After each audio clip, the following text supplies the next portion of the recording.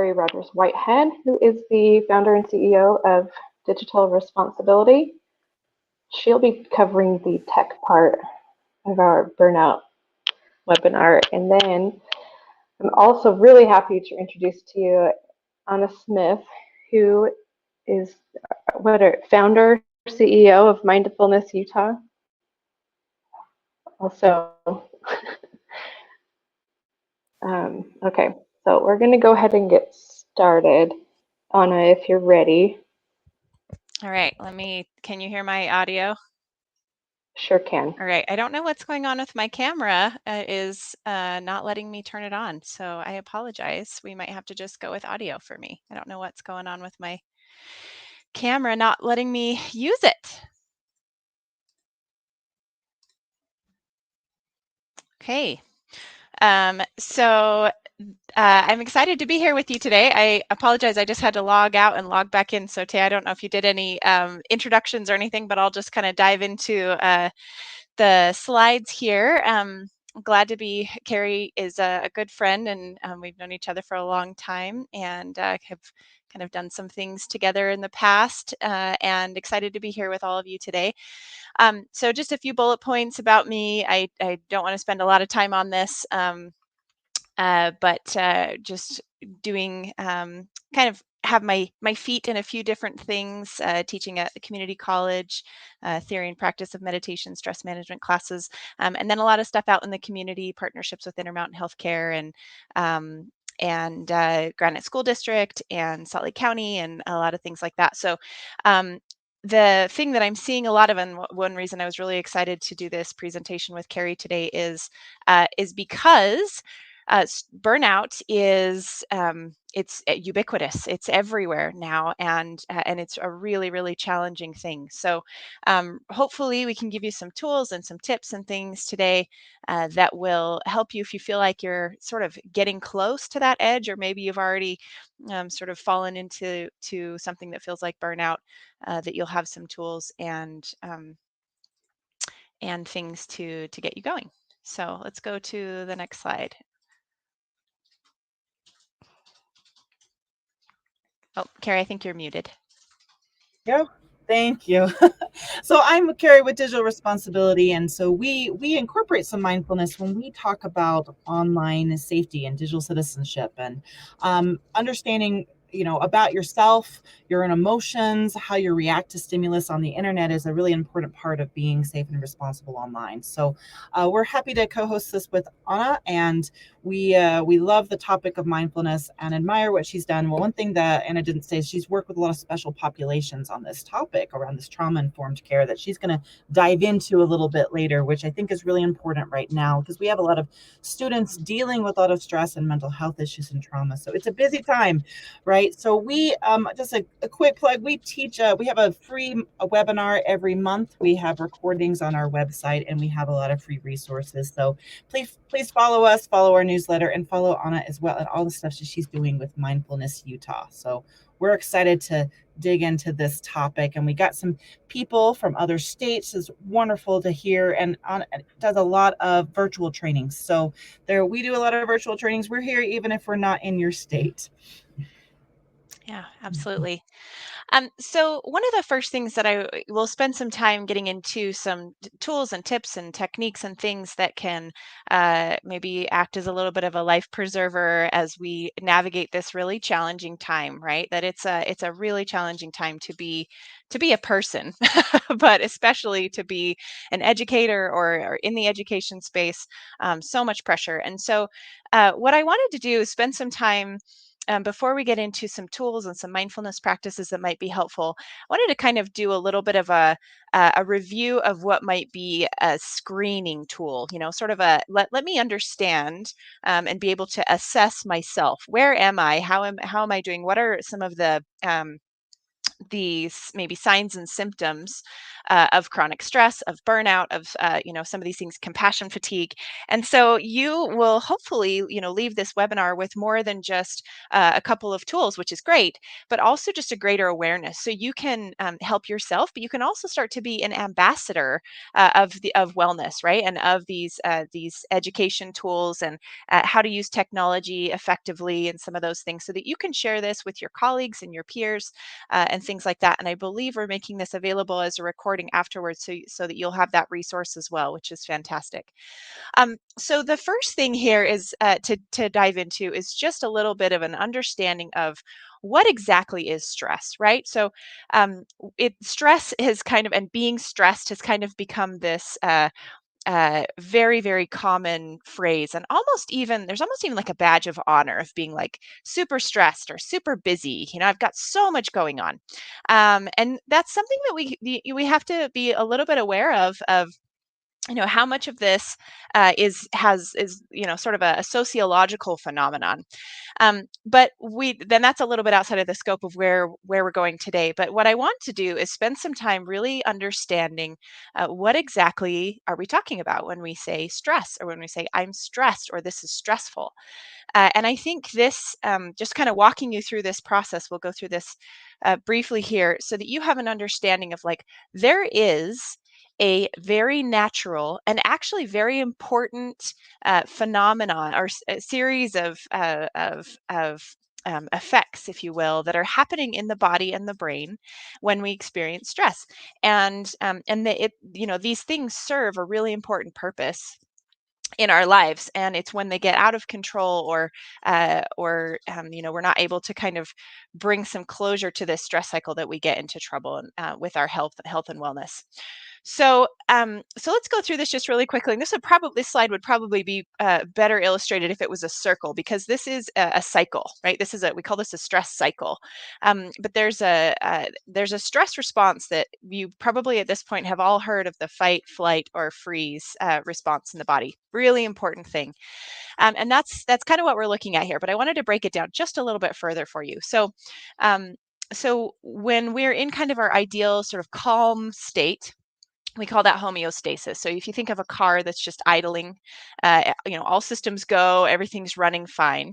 And when we're in that homeostatic state, there's a part of the brain called the amygdala, which is getting a lot of attention in pop media these days, because we're starting to see, like, this is the part of the brain that is strongly associated with anxiety and depression and hypervigilance and paranoia and these sorts of things that can really throw a lot of our physiological and psychological wellness out of whack.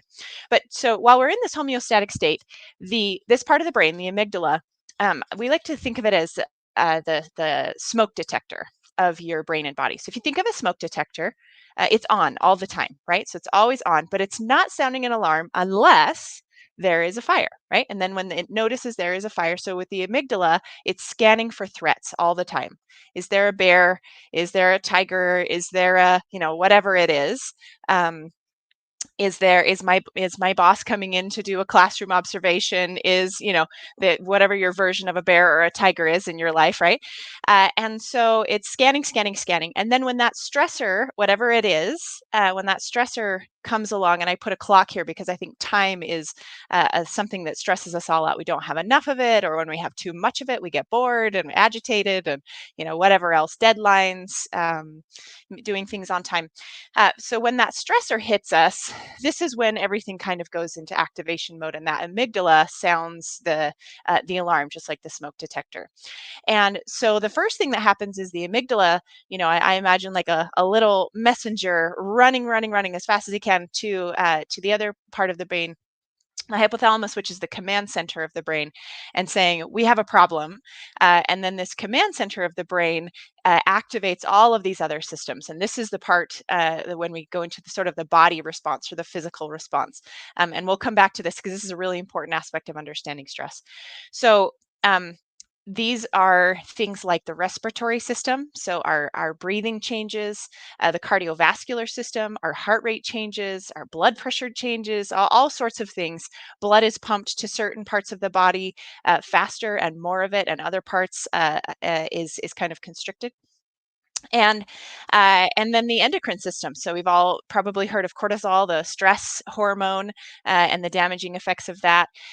And so there are, tons of physiological things that happen in the body when we experience stress. And so if we had a little more time, I might have you think of something that is really stressful for you right now. And then you may, just sitting here thinking about it, start to feel this stress response and these physiological symptoms.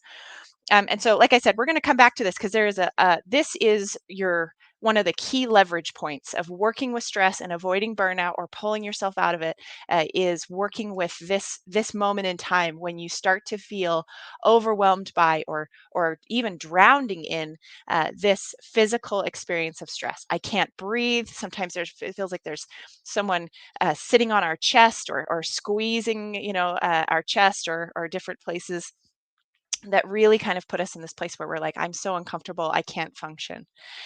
Um, so the healthy resolution to this cycle is we move to a stress response or a stress reaction. And you can see a little man running here. And that's where we talk about fight, flight, or freeze. So this is when we say, I'm going to fight this thing. I'm going to fight this bear and conquer, and or I'm going to run away as fast as I can. Well, when you're in a classroom and your administrator comes in to do an observation, it probably is not in your best interest to try and cause them physical harm, and probably also not in your best interest to run away out of the classroom as fast as you can. Neither of those would be beneficial, right? So we have millennia of conditioning and physiological programming here that we kind of have to be aware of and work to manage in these situations. But one thing I wanted to mention here is that because in situations like that, when something comes up, most of the time, fight or flight are not really options for us, and so we are actually unable to activate there's a part of the nervous system called the parasympathetic nervous system. We're unable to activate that parasympathetic nervous system, which is what brings us to that last phase of recovery. And so that's a really important thing. So if there's two things from this slide that I'd like you to take away, one is recognizing that body response. So in a moment when you feel overwhelmed by stress or some of these things, burnout, take a moment and say, can I, just for this moment, celebrate that I am alive? This is what it means for my body to do this very natural and very important thing, right? And that all of my systems are functioning. It's extremely uncomfortable, but can I just take one in breath and one out breath and say, thank you, body, for being alive and for giving me this information. The second piece, second sort of takeaway here is that we can learn, and that's what I'm going to offer you here. We can learn some new skills. If we can't fight and we can't flee, there are some new skills that we can learn. And Carrie's going to give you some of those. I'm going to give you some of those, so that when we get into this state, we can say, okay, I recognize that I am in the middle of a stress response. What are my options? I do have options, and what are they? And how can I put them into play right now? And this is a lot of the work that I do falls within that one question of how can we address. We're not trying to get rid of stress, right? It's a natural thing and it's an important thing, but we're trying to get it to a manageable level. Let's go to the next slide.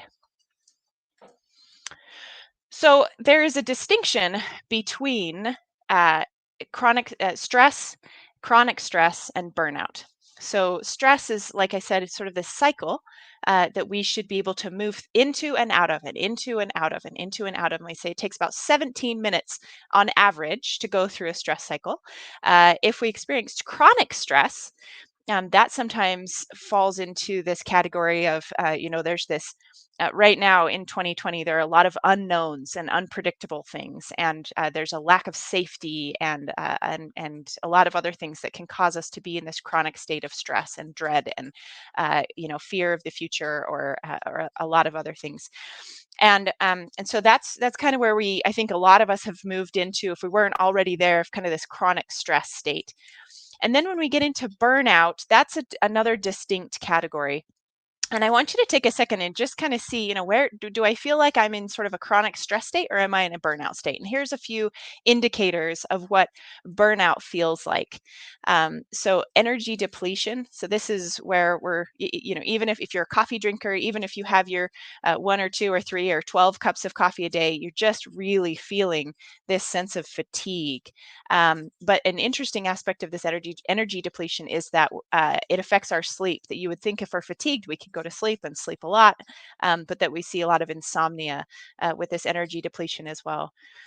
The second is a loss of productivity. So we have both absenteeism, and then also we might, in the space of education and educators, we might see actually a lot more presenteeism, where we're still showing up to work physically, but we're really kind of checked out. We're mailing it in, and that's something that I'm seeing in higher education right now too. Like I said, I'm a faculty at Salt Lake Community College, and that this is affecting educators at all levels, of just kind of, I'm here, but I'm not here, if you will. And then this is actually starting to impact. There's a whole conversation around this of how burnout affects the brain, but there are literally parts of the brain that are impacted so that our memory is affected, that we're unable to retain information, to recall information. And so if that's something that you're feeling, and you're saying to yourself, oh my gosh, do I have early onset Alzheimer's or dementia or something, you might be experiencing a symptom of burnout with that memory change. And then the third here, and this is not a comprehensive list, but these are some of kind of the key red flags, or some of the top indicators that we see with burnout, is this mental distance or negativity. And this can also come along with something we call hypoarousal, which is just this disconnect, that we feel almost numbed out, or we feel this sense of kind of doom and failure, and that is clouding our experience all the time. So going back to the classroom observation experience, if your administrator comes in and they give you some great feedback, you aren't able to really feel that. When your administrator gives you a compliment or something, there's this kind of a nice, typically pleasant response that comes in the brain and the body. And when we feel burnout, we just are kind of numbed out to some of those things. And so these, like I said, these are not comprehensive by any means, but if you're feeling like you're looking through these and saying, yep, that's me, yep, that's me, yep, that's me, then it might make sense for you to look into some additional supports, because like I said, chronic stress and burnout are really two different categories. And so we want to make sure that you are getting the supports and the tools that you need, so that you can address these appropriately. So let's go to the next slide. So transitioning to our tools, right? So, okay, maybe we've just gone through a lot of stuff that maybe has made you feel like, oh man, this is terrible. All of that applies to me. What do I do, right? Well, let me just give you some good news. All is not lost, right? And the one really, really, really important thing to keep in mind is that right now there are a lot of things, particular to 2020, that are kind of a collective shared experience of burnout and even trauma. And so, what you're feeling in a lot of ways, physically and emotionally and mentally, is probably a shared experience. And it's an interesting time, because we are in a lot of, some of you might be teaching online, some of you might be teaching in person, with some changes to the classroom setting. But if you are teaching online and you maybe haven't seen, or you don't have the sort of the water cooler chat opportunity to sit down and eat lunch and hear how everyone is doing, sometimes we can feel really disconnected. We can feel like, oh my gosh, what's wrong with me? Why do I feel like this? And that can also almost make it even worse or even harder, because we don't have that social support and that connection with others. So know that this is a shared experience, and there's data to back it up. We're all struggling. It's not just you. And the second thing to know is that there are tools, there are supports, there are resources to support you. And one of the reasons that my graduate degree is in health education and promotion, And as a health educator, I have gravitated towards mindfulness as an intervention because it is essentially free. Once you learn the technique, you don't have to remember to put it in your pocket in the morning, or pay your $30 a month for the whatever app or this or that or this gym or those sorts of things, which are all great.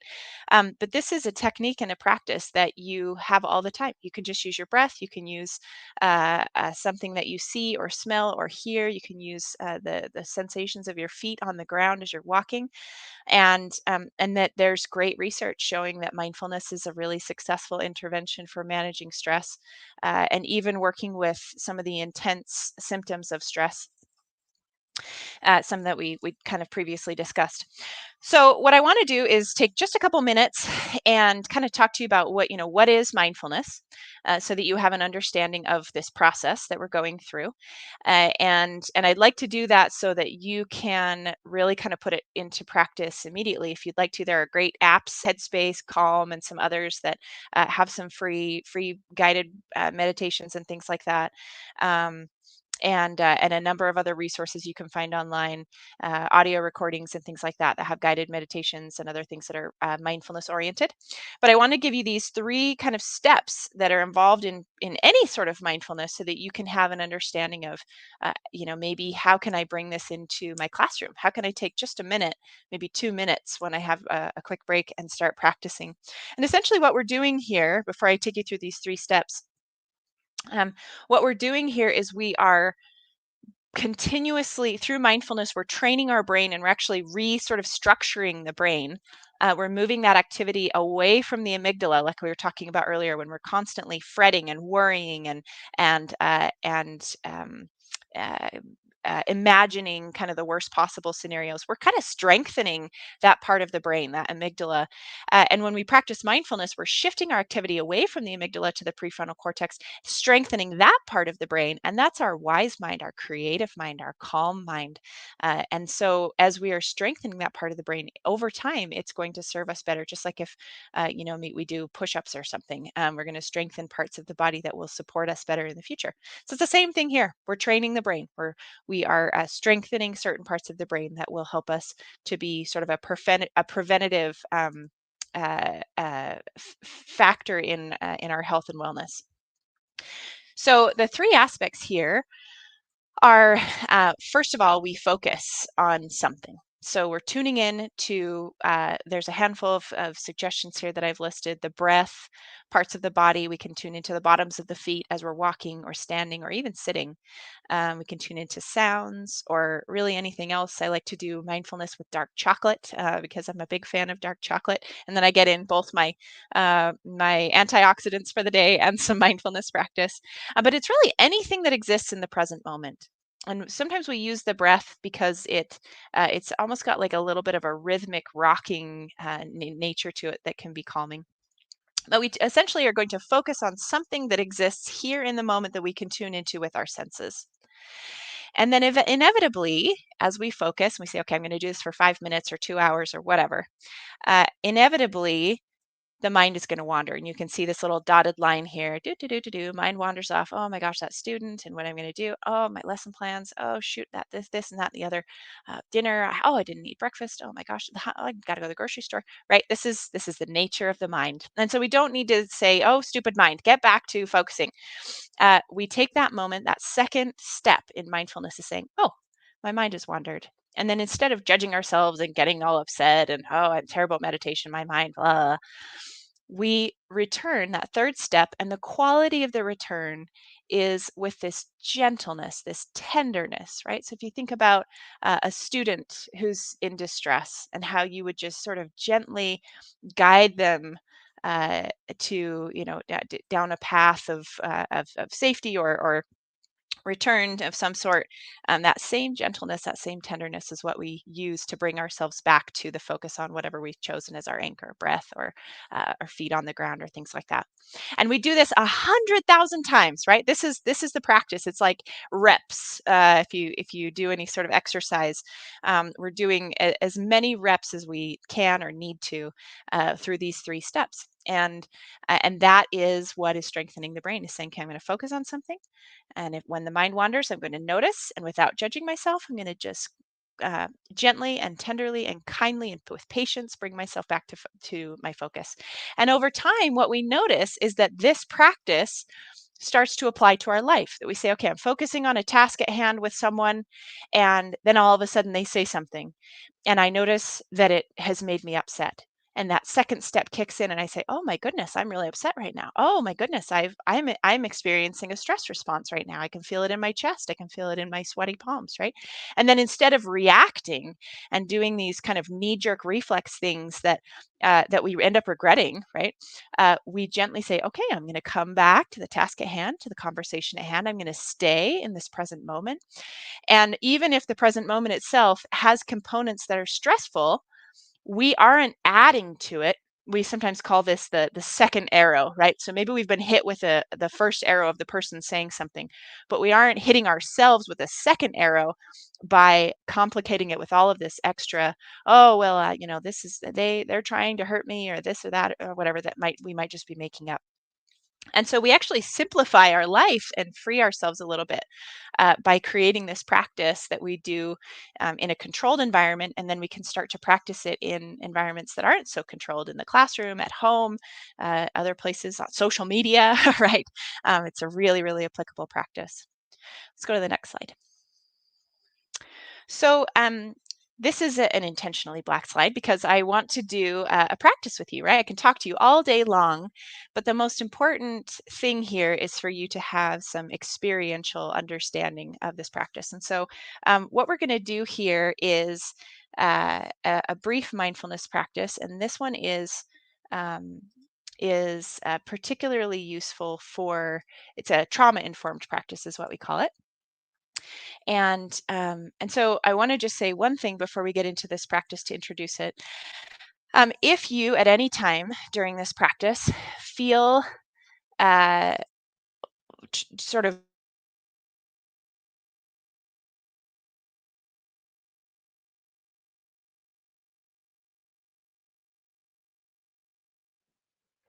It sounds kind of like we lost Anna there. Carrie, should we give her a minute to come back on, or? I don't know what just happened. I got kicked out. I'm having There she is. tech issues today, you guys. Okay, perfect. We'll let you continue. Thank you. So one thing to say about this practice, if you feel at any time during the practice that you are just overwhelmed with emotion, or it's just too uncomfortable, I want you to just drop the guidance and just tune into sounds in the room. Okay, so just any sounds, even if it's just an air conditioner or anything else, or maybe the sound of breathing, just tune into sounds until you feel comfortable returning to the practice. But this practice, like I said, is a trauma sensitive mindfulness practice. So it's particularly meant to be used when you are feeling really dysregulated, when you're feeling like, boy, I just can't even focus because I am so lost in my overwhelm right now. So hopefully this can be a little bit of a practice for you in the future. And the next slide is a script to guide you through it. So we'll do the practice and then I'll kind of walk you through it. So to begin this practice, I'd love you to just take a minute. You don't need to look at the screen, obviously, for a few minutes. So to begin this practice, I'd like you to just take a minute to check in with yourself and ask yourself this question. Where is the place right now that would be most safe and stable for you? So you might be sitting in a chair. Maybe it means closing a door, or lying down, or closing your eyes, or leaning back in a chair, or who knows what. But finding safety and stability, whatever that means right now, some safety and stability.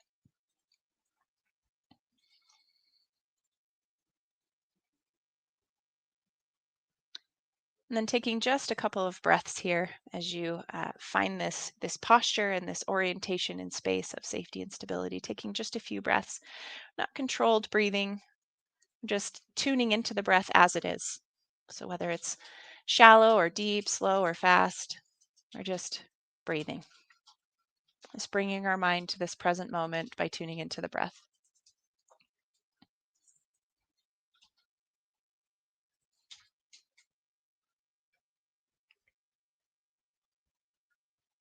And now I'd like you to bring your attention to your emotions and ask yourself this question. What is the primary emotion or feeling that you're noticing right now? What is the primary emotion that you are feeling right now? The one that's most noticeable, most predominant. And if you can't identify the feeling clearly, maybe asking yourself which of the four basic emotions comes closest to how you're feeling right now. And those four basic emotions are sadness, anger, the third is fear or anxiety, and the fourth is happiness or contentment.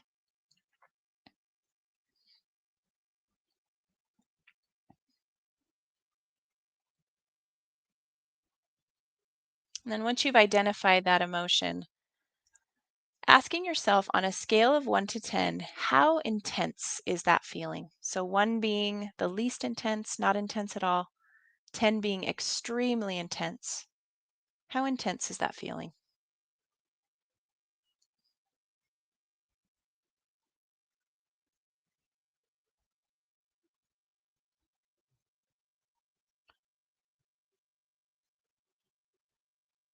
And now bringing our focus to this mind-body connection, asking yourself, where and how do you sense this emotion in your body?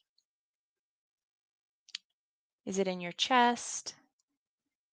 Is it in your breath? Is it heat? Is it coolness? Is it pressure? Is it ease? Is it tingling? And it might be worth taking a few moments to just kind of hold this question, just holding some curiosity. Where and how do I feel this emotion in my body?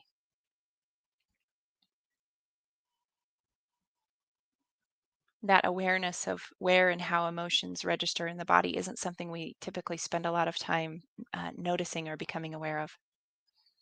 So, where and how do you sense this emotion in your body?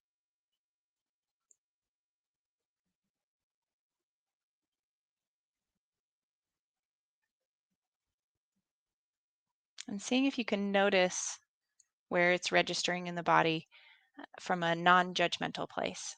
So, if you notice something rather than saying, oh, I don't like that, or that's bad, or I wish that wasn't there, seeing if we can just notice it. Oh, pressure in my chest. That's there. What else? What else is here?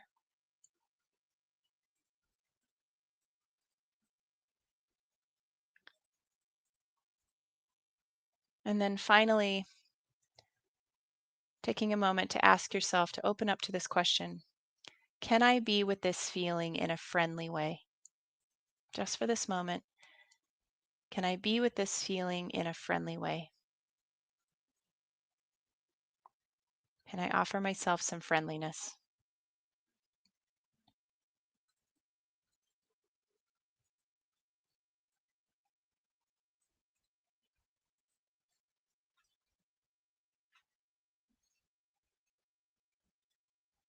Maybe even bringing online this quality of compassion and present centered attention that you offer to your students. Can I be with myself and this emotion, my experience, in a friendly way?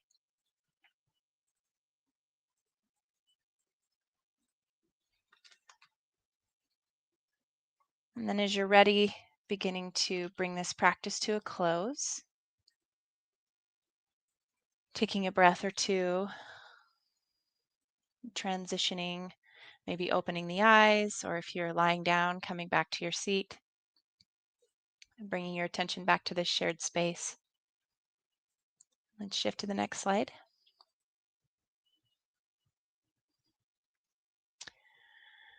So this exercise is, like I said, is a trauma sensitive practice, and we call it naming. And essentially, the sort of tagline here is, if you can name it, you can tame it.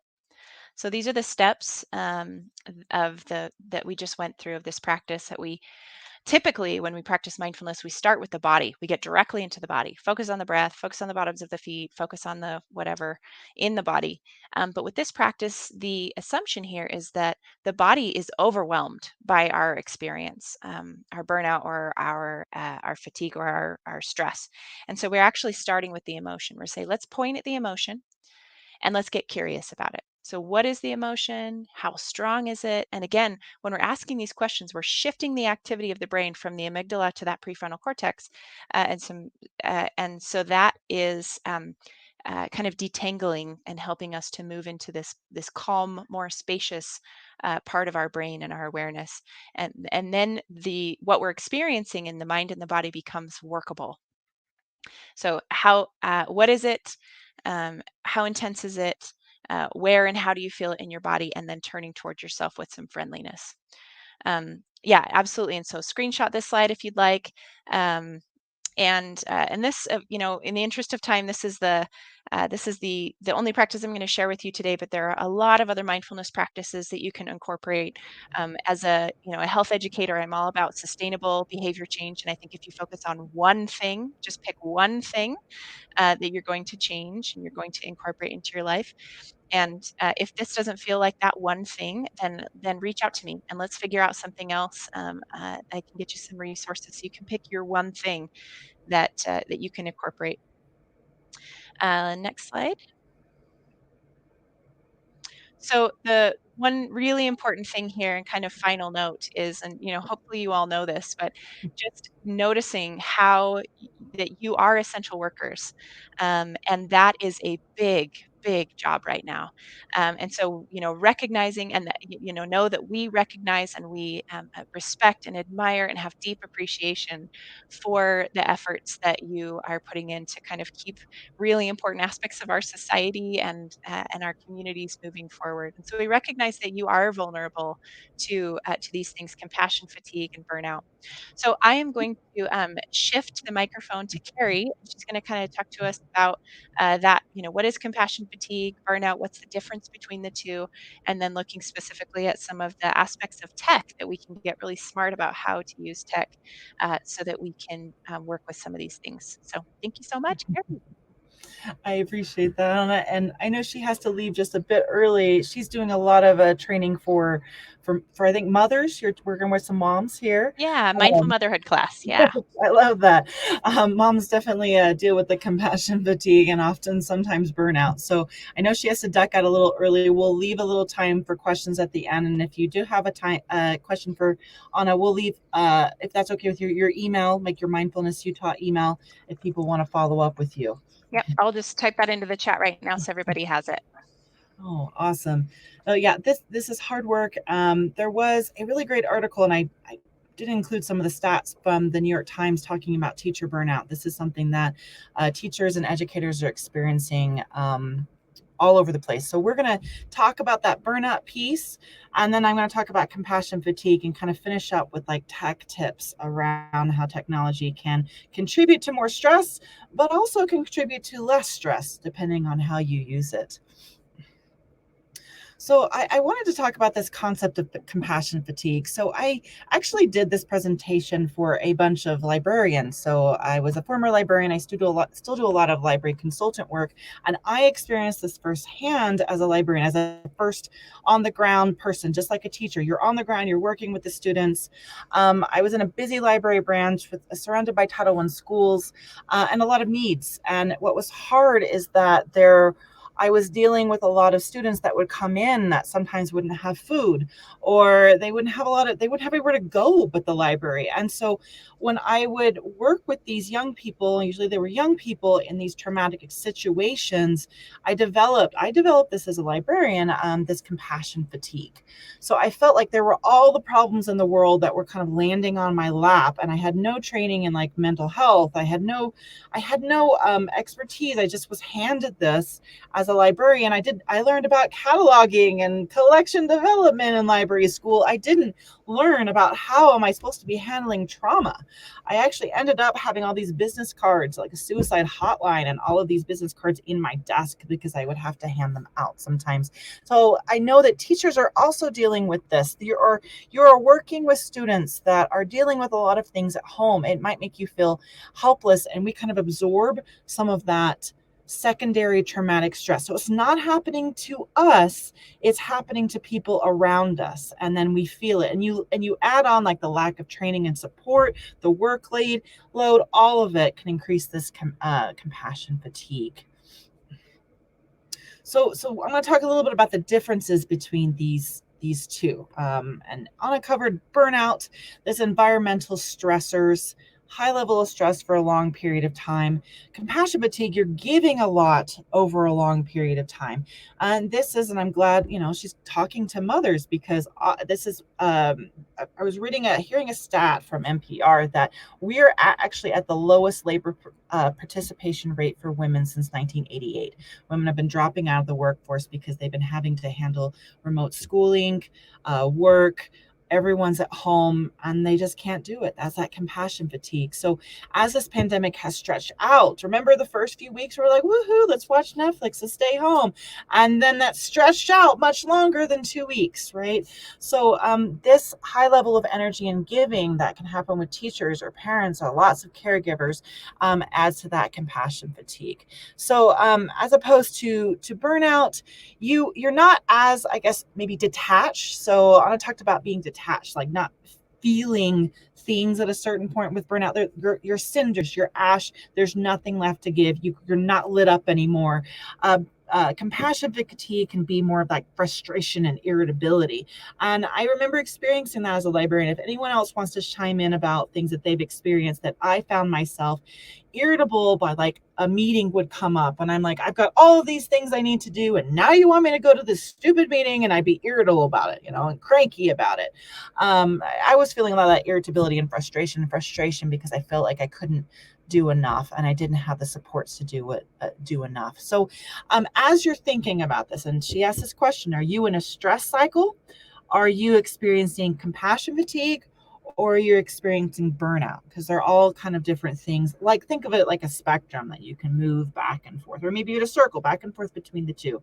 But we hope that we're not getting to that last stage of burnout.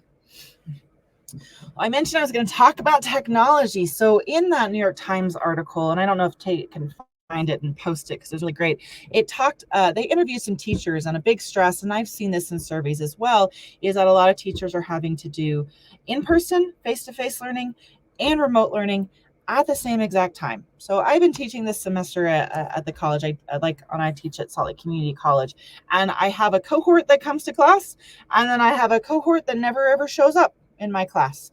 And so you're having to teach with two different models at the same time. You're constantly following up with the people that you don't see, and you're worrying about them, like what's going on. And I felt like there's a lot of that stuff that's going on in their home. So that adds to that compassion fatigue, but it's really hard to teach in those multiple models. And it's like it increases the workload. If you're preparing lessons to be online, they're different than lectures that you do in person. And it's hard to do both. It really adds to it.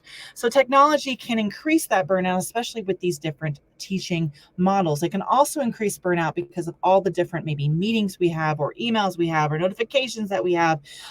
We're getting it all at once. Before there was a little more separation between the home and work, but technology has kind of blurred that lines. And when we are working so much and we're constantly being bombarded, it's really, really hard to separate the two. You never get a break. You never get to take care of yourself. You're constantly in that reactive mode. Tech stress is a big one. So here are just a few small tips, and if you have any others we'd like to share, but some other things that dealing with tech stress. Now, when I've taught this before to adults and teachers, I like to focus in sometimes on managers, because managers can make this worse. I had a manager like this, sending out emails at all times of the day. Like, you never knew when you were going to get like a text or notification or something from this manager.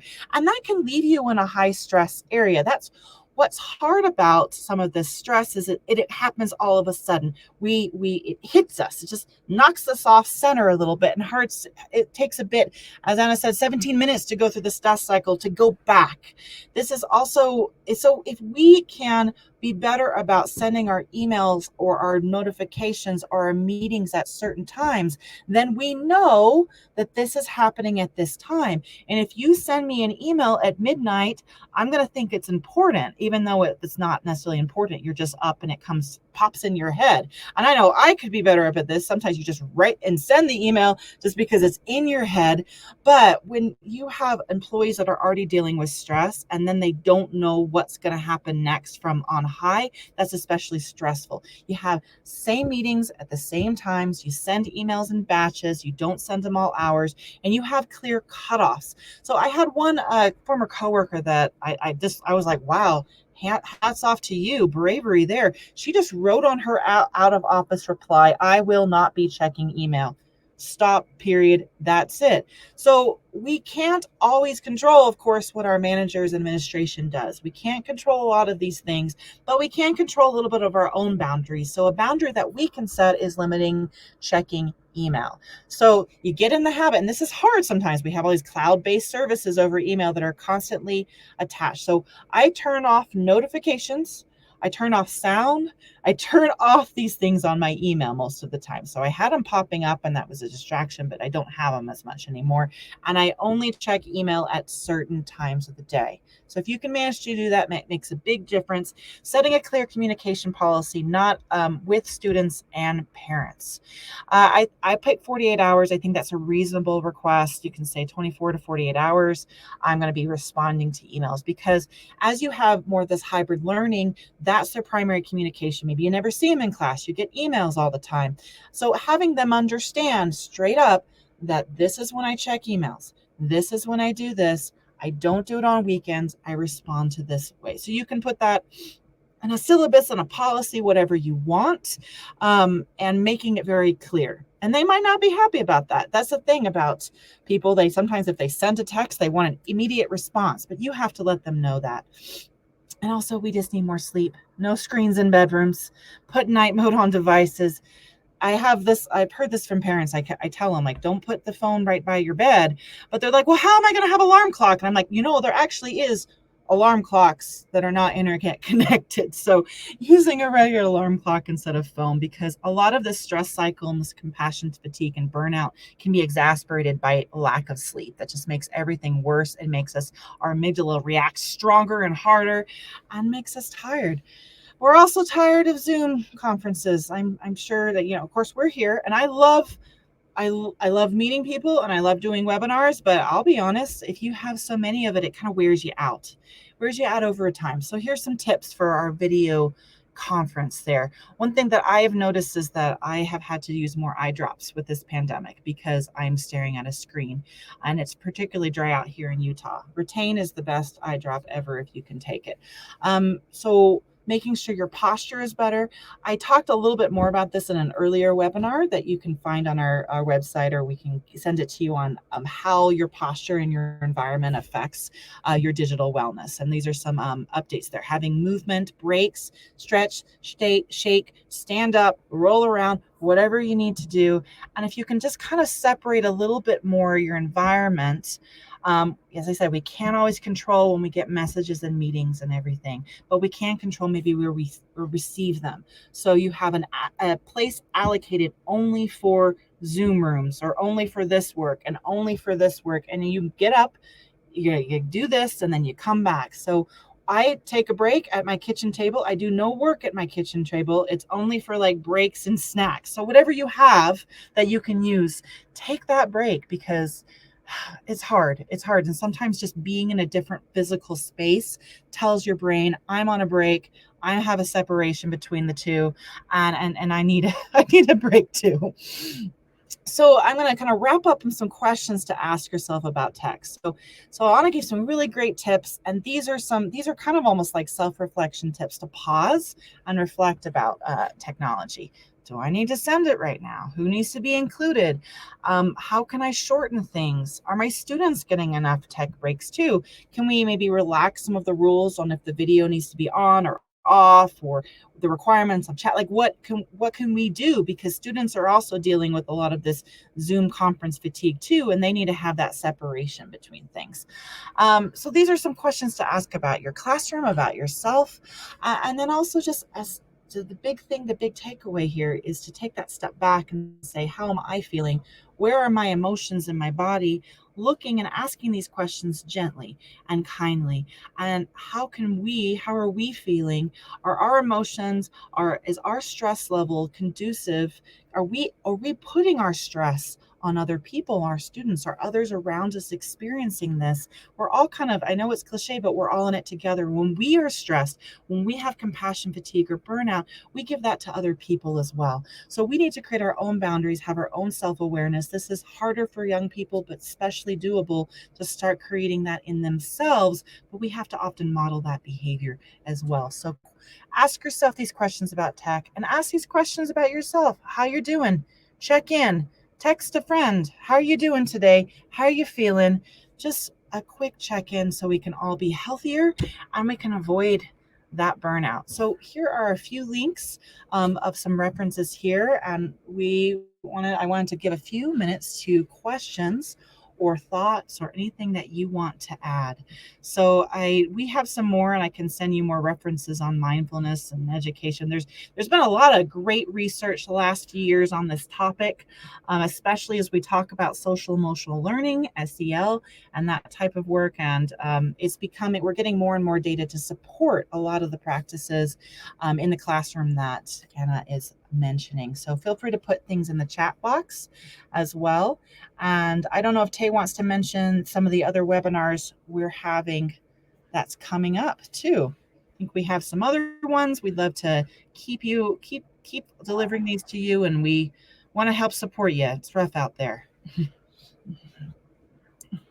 Yeah, we've got our EdTech webinar coming up next week. Yeah, so edweb.net, we're doing a parenting one as well. So how to work around with technology with parents, how to have a digital parenting night, how to communicate better, what resources to share. That's all with edweb.net. And we are working on our schedule for next year too. All right, and I'm entering into the chat the link for you to go register for that EdWeb, or the Ed webinar. Yeah, we're really excited for that. We like working with Ed Webinar. They've been a good partner. Yes, they have a lot of great resources as well. If you are, working on something, sometimes you can keep it in the background. I know I and tune in and out. They have archives and recordings, and we'll have recordings of this as well. A lot of great resources out there. So any other questions or thoughts before we kind of start wrapping up? Thank you, Kay, for getting that link in. Yeah, no problem. We appreciate you, all you do. I know teachers have a lot, and then you often go home and have to do it again. Or you're doing it at home all day while you're teaching. So it's really hard out there, and we're going to get through this winter. Right. Okay. Oh, thank you. I'm going to go on mute, and I'm going to start wrapping this up and stop the recording, and we appreciate you being here. So thank you.